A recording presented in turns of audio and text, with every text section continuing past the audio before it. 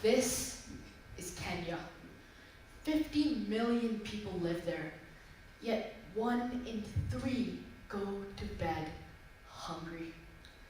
This is William Ruto, Kenya's president.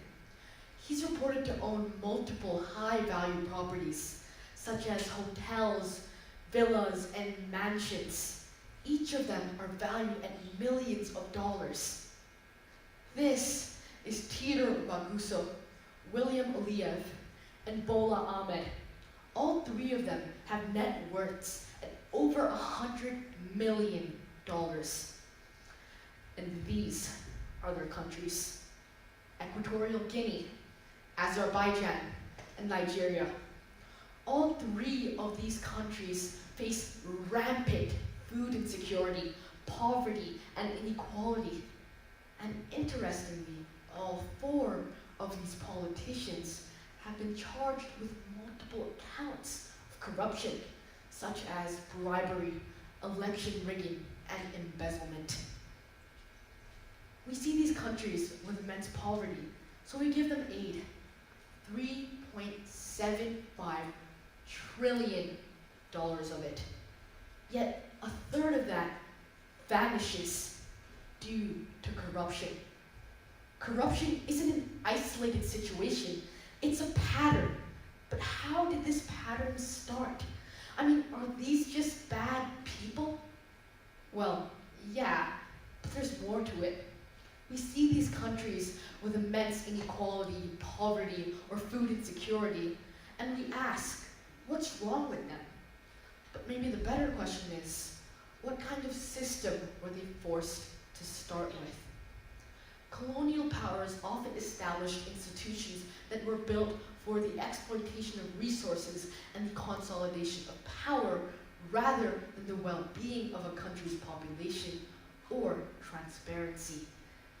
Post-colonization, the power vacuum that was left behind was quickly filled by local authorities, often the same ones who collaborated with colonizers during colonization. These weak, unfair systems that were never meant to serve the people gave them free rein to do whatever they pleased, including corruption, bribery, and embezzlement. But how does this relate to us here in Hong Kong? I mean, Hong Kong is a country with a low rate of poverty and corruption, a high literacy rate, and relative safety. On the surface, it seems like this sort of problem is something that happens in a distant place, over there. But it does matter. We are colonized. So considering this and seeing the other countries that have been colonized, seeing their immense struggles of poverty and corruption compared to our relative luxury, we ask the question, what went right for us, or rather, differently? To serve as sort of a benchmark for a post-colonized country, let's look at Kenya. Both Hong Kong and Kenya were British colonies, yet their outcomes post-colonization could not be more different. While Kenya became a place that's ravaged by poverty, food insecurity, and inequality, Hong Kong became a global trade hub.